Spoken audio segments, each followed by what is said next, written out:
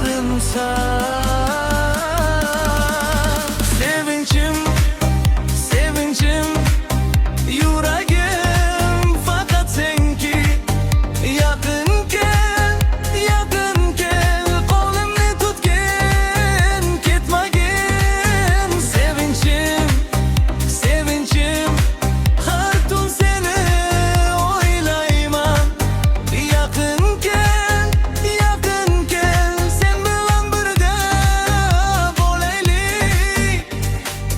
So'zlaring shirin sevgilim, tabassum qil menga qara.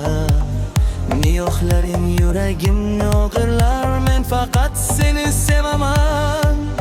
Sevgilim, sen bilan rangli bu ko'chalar, sen bilan chiroyli tunlar.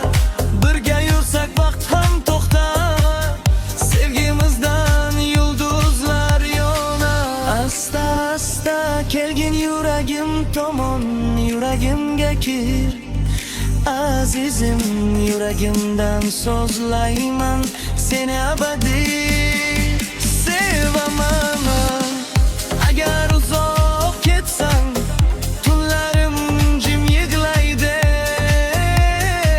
Sensiz qolgan yuragim seni sog'inadi.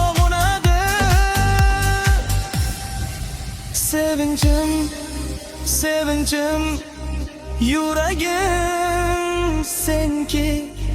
Yaqin kel, meni tashlab ketmagin. Sevinchim, sevinchim, har tun seni o'ylayman. Bir